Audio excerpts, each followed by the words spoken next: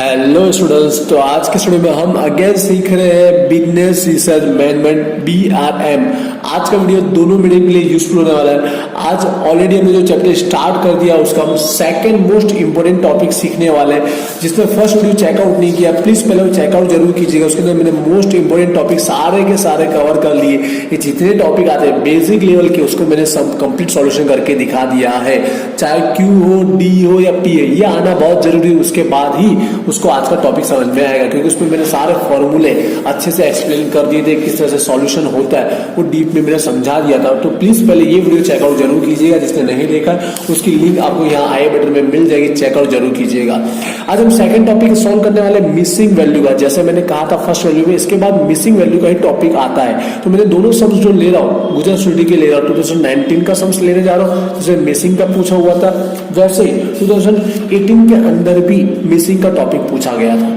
ठीक है, तो दोनों के दोनों सम्स आज के वीडियो में सॉल्व करके दिखाऊंगा। तो प्लीज वीडियो को एंड तक देखना है, इस वीडियो को शेयर जरूर करिएगा, और चैनल को जिन स्टूडेंट्स ने सब्सक्राइब नहीं किया तो उनको रिक्वेस्ट है चैनल को पहले सब्सक्राइब करके रखिएगा और बेल आइकन जरूर प्रेस कीजिएगा, जिससे सबसे पहले आपको नोटिफिकेशन मिल सके। तो स्टार्ट करते हैं। देखिए 2019 के अंदर आपको जो सम्स दिया है वो 2018 में दिया है। इसको हल करने से पहले आपको क्वेश्चन लेक्चर नंबर 1 आपको आना बहुत कंपलसरी है, उसी के थ्रू आपको समझ में आएगा। तो आई होप कि आपने पहला देखा होगा, नहीं देखा तो पहले उसको देख लीजिए, उसके बाद इसको समझिएगा। तो स्टार्ट करते तो सबसे पहले मैं 2018 का सम सॉल्व करने जा रहा हूँ, और ध्यान से समझिएगा। हमको हमेशा मिसिंग में क्या रहेगा, किसी न किसी का आंसर आपको दिया गया होगा। जैसे इसमें किसका आंसर दिया, मीन मध्यक का आंसर दिया गया है। उसी तरह से यहाँ पे देखोगे ना, प्रथम चतुर्थक फर्स्ट क्वार्टिल का आंसर दिया गया, मतलब Q1 का आंसर दिया गया। समझ गए, मतलब इसमें पहले किसी न किसी का आंसर दिया गया था, उसके बाद यहाँ पर मिसिंग वैल्यू को फाइंड आउट करने का जो FI होता है ना, आवृत्ति फ्रीक्वेंसी, उसमें मिसिंग वैल्यू को फाइंड आउट करना रहता है, जो बहुत इजी रहता है। ध्यान से समझिएगा। यहाँ पर 2 वैल्यू मिसिंग थी, जिसको मैंने यहाँ सिंबल में A लिखा है और सेकंड वाले को B लिखा गया। सम्स मैंने पहले से राइट डाउन किया हुआ है। उसके बाद हमको टोटल अवलोकन, कुल आवृत्ति, टोटल फ्रीक्वेंसी गारंटेड दी गई होगी, इसके बिना हम आगे सॉल्यूशन नहीं कर पाते। तो n = 60 दिया गया था। और इसमें एक और टॉपिक पूछा गया, भाई ये फाइंड आउट करने के बाद जो A और B है, ये फाइंड आउट करने के बाद आपको यहाँ पर P50 भी फाइंड आउट करना है, परसेंटाइल भी फाइंड आउट करना है, 50 नंबर का शतांश भी फाइंड आउट करना है, जो ऑलरेडी प्रीवियस वीडियो में मैं समझा चुका हूँ। ठीक है, तो दोनों कंबाइंड होने वाला है, ध्यान से समझिएगा। स्टार्ट करते हैं टाइम वेस्ट के बिना। मध्यक मीन के अंदर यहाँ फॉर्मूला कौन सा यूज होगा पहले मैं वो बता दूं आपको। ठीक है, पहले मैं समझा चुका हूँ, वही फॉर्मूला मैं अप्लाई करने वाला हूँ। क्लास जब भी दिया हो तो यहाँ पर फॉर्मूला जब हमको यूज करना चाहिए वो हमको यूज करना चाहिए, x bar is equal to a plus sigma FI/DI upon में n इंटू में c। ये फॉर्मूला आपको यूज करना है। अब इसके लिए हमको टेबल में FI/DI ऐड करना है। तो देखिए बड़ा सिंपल सा है, एक DI ऐड करो, उसके बाद आप FI/DI ऐड कर लो, बस इतना सा आपको काम करना है। ठीक है, अब यहाँ ध्यान से समझिएगा। यहाँ पर आपको DI में क्या समझाया था मैंने, कि जो मिडिल में आता है उसके इक्वल टू 0 रख के आपको ऊपर की साइड माइनस में 1 2 3 करना है, नीचे प्लस में 1 2 3 करना। प्रीवियस में समझा चुका हूँ। यहाँ पर आप क्या कीजिए, जब मिसिंग हो ना, मिसिंग, तो आपको बता दूं जो फर्स्ट वाला मिसिंग होगा ना, फर्स्ट वाला मिसिंग वैल्यू जहां पर भी हो उसके इज इक्वल टू 0 रख लीजिए। यहाँ पर A स्टार्टिंग है, पहली वैल्यू ही मिसिंग है, उसके इज इक्वल टू क्या 0, और ऊपर की साइड आपको माइनस में वैल्यू रखते जाना और नीचे की साइड आपको प्लस में वैल्यू रखते जाना है। ऊपर की साइड तो वैल्यू है नहीं, नीचे की साइड वैल्यू बची है।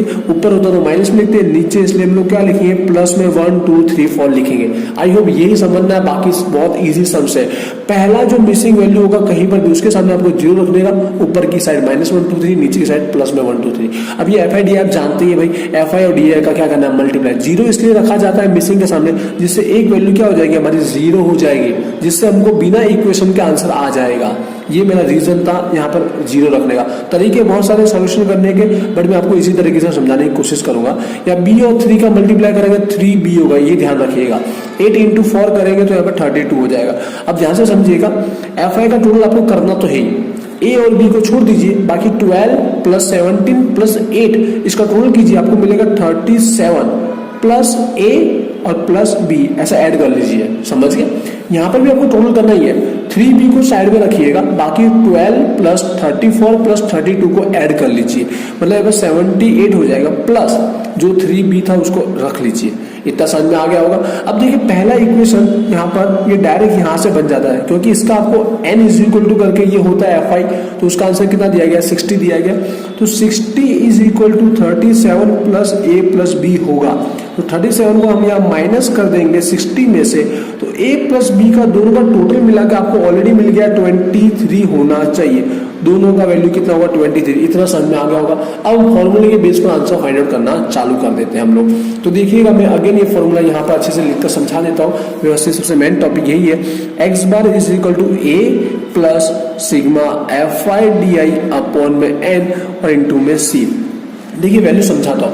पहले एक्स बार का वैल्यू ऑलरेडी हमको सम्स में दिया गया है, दिख रहा है वो मध्यक मीन, मतलब ये एक्स बार हुआ कि नहीं हुआ है, तो उसकी वैल्यू राइट डाउन कर लीजिए 23.5 इज इक्वल टू ए मतलब क्या होता है, यहाँ पे मैं टेबल ऐड नहीं किया, मैं समझा देता हूँ फिर भी यहाँ पर ऐड करके मिडल वैल्यू क्या होता है xi मिडल वैल्यू होता है। इन दोनों के बीच का मिडल वैल्यू कितना, यहाँ पर 5, यहाँ पर 15, यहाँ पर 25, 35 और 45। तो जहां पर 0 रखा हमने डी में, तो वो वाला xi का वैल्यू हमारा क्या होता है a हो जाता है। ये आप जानते होंगे, प्रीवियस वीडियो में आप समझ चुके होंगे। तो ये हमारा जो होगा ये 5 हमारा क्या हो जाएगा, यहाँ पर a हो जाएगा, एज्यूम वैल्यू अनुमानित कीमत। समझ गए इतना। FIDI के अंदर आपको FIDI का जो आपको टोटल मिला है ना एग्जैक्ट 78 प्लस 3b, वो आपको रख देना है 78 प्लस 3b। अभी n आपको बता दो, आपको ये n वैल्यू नहीं रखना है, आपको n का डायरेक्ट टोटल जो है ना आपको वो रखना है। n का डायरेक्ट जो टोटल है 60 आपको वो रखना है। इनटू में c जो है, तो आपको ओवरऑल देख लीजिए यहाँ पर डिफरेंस इक्वली तफावत इक्वली कितने का डिफरेंस आ रहा है, 10 का डिफरेंस आता है। तो c इज इक्वल टू कितना आ रहा है 10 आ रहा है। अब बस इसको सॉल्व करना है, देखते जाइए अब आपका आंसर निकलते आ जाएगा। सबसे पहले 5 को प्लस का है तो इक्वेशन के इस साइड लिया जाइए, तो माइनस में आ जाएगा 23.5, माइनस में हो जाएगा 5, ठीक है। यहाँ पर उसके बाद यहाँ पर समझिए आप 10 का मल्टीप्लाई कर सकते हो, बट यहाँ 0 से 0 कट हो रहा है तो आप कट कर लीजिए। अब लेकिन कोई और डिफरेंस हो जिसमें यहाँ पे कुछ सॉल्यूशन नहीं हो रहा तो उसका पूरा मल्टीप्लाई कर देना है। इतना बेसिक आप जानते हो कि मल्टीप्लाई कर देना है, बट यहाँ पर नहीं कर रहा तो कट हो चुका है, अपन में 6 बचा है। अब यहाँ माइनस कर लेंगे तो हम लोग 18.5 बचेगा, और ये जो हमारा अपॉन का 6 है यहाँ इक्वल के साइड में मल्टीप्लाई में ले आता हूँ, थोड़ा एक स्टेप शॉर्टकट कर रहा हूँ, इतना आप समझ सकते हो इसके लिए।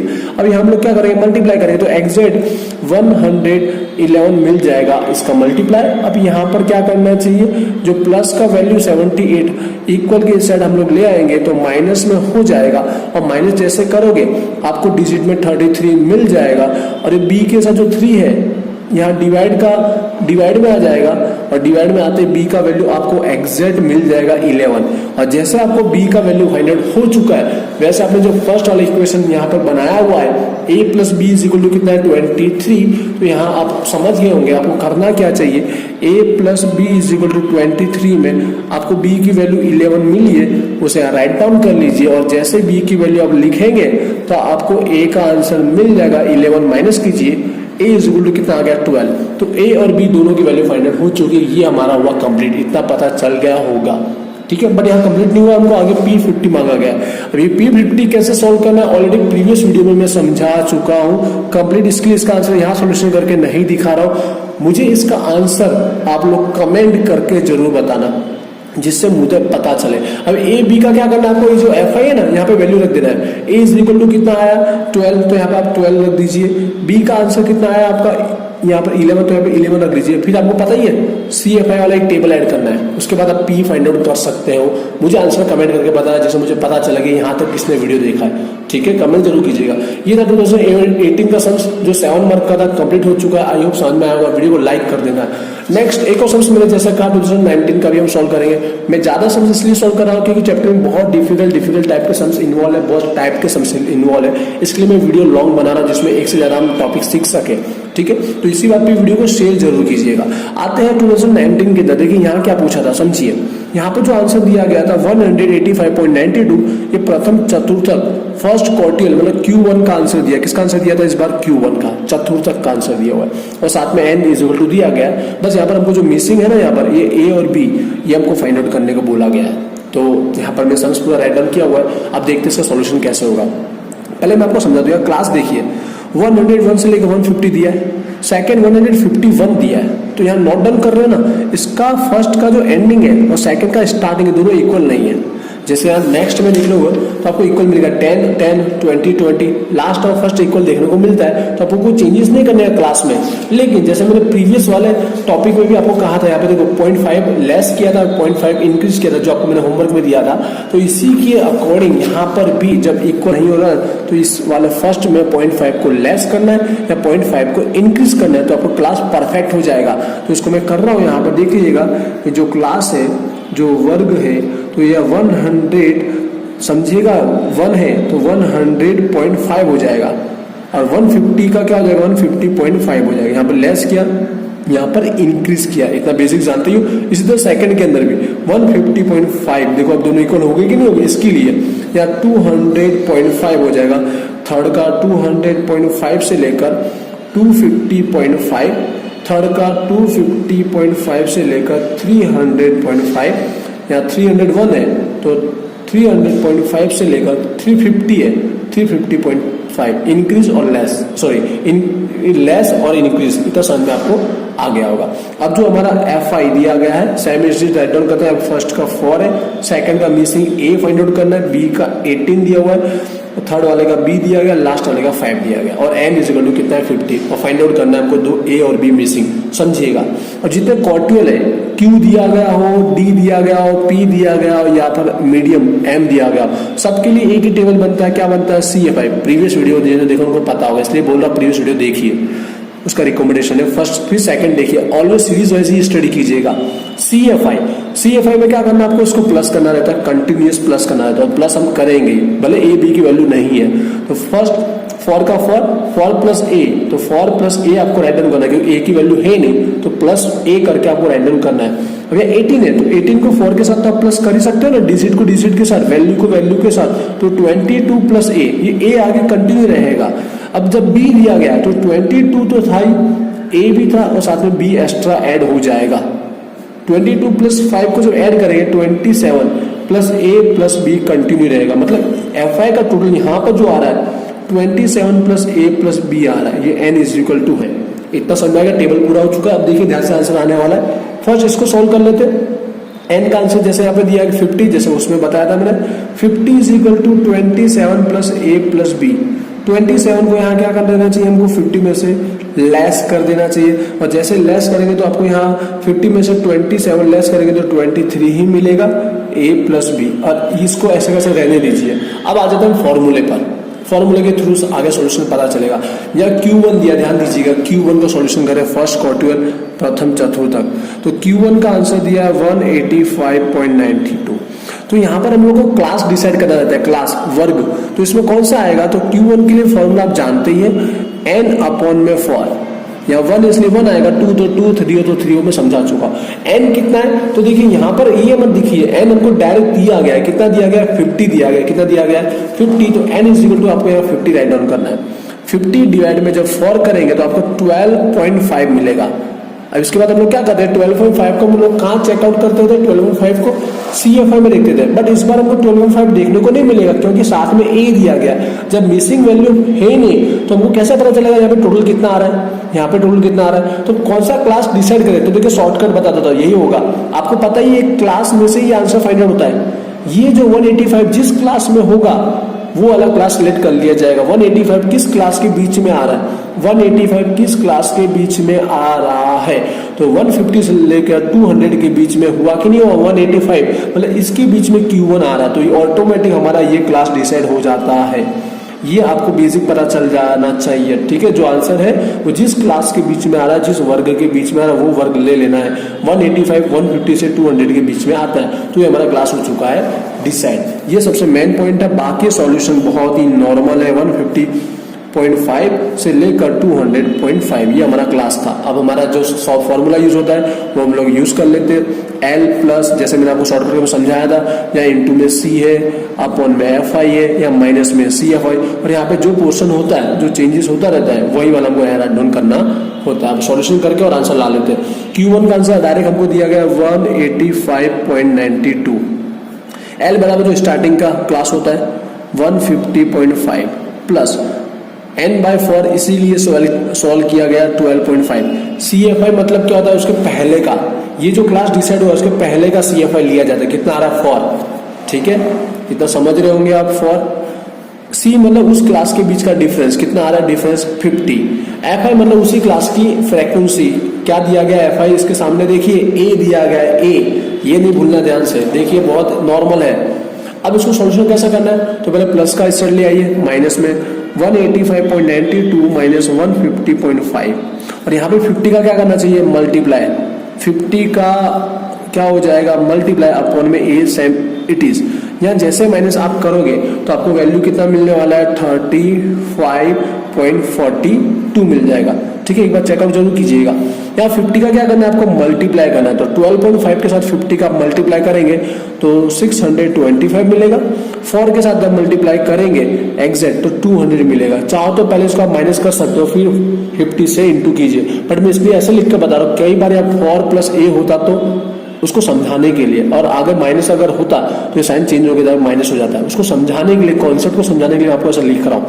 अपॉन में यहाँ पर A S M it is, A का यहाँ क्या करना चाहिए, हमको मल्टीप्लाई कर लेना चाहिए, तो यहाँ पर ए हो जाएगा। या जैसे आप माइनस करोगे 425 आ जाएगा। अब जानते ही है भाई, यहाँ पर जो मल्टीप्लाई में है वो यहाँ पर क्या चला जाएगा, डिवाइड में चला जाएगा। जैसे आप डिवाइड दे रहे हो ना तो आपको आंसर फाइंड आउट हो रहा है 11.9988, तो आप इसको एग्जैक्ट कितना बोल सकते हो, 12 बोल सकते हो, नहीं बोल सकते हो। तो ए इज इक्वल टू अपना आंसर आ चुका है 12, और जैसे ए निकल गया तो बी आंसर आप समझते हैं कि ए बी बराबर टोटल कितना है, 23 है। तो ए का वैल्यू 23 है, तो बी का वैल्यू कितना हो गया, यहाँ पर 12 है, तो बी का वैल्यू 23 में से 12 माइनस करके बी का वैल्यू कितना होगा, 11 हो गया। तो बी और ए दोनों की वैल्यू फाइंड आउट हो चुकी है। आई होप आपको ये अच्छे से समझ में आया होगा, कैसे प्रोसेस फॉलो किए, टेबल कैसे किया। प्रीवियस वीडियो जरूर चेकआउट कीजिएगा, यहाँ पर दोनों सम्स हमारे होते हैं कंप्लीट। 19 का भी हमने अच्छे से समझ लिया और 18 का भी।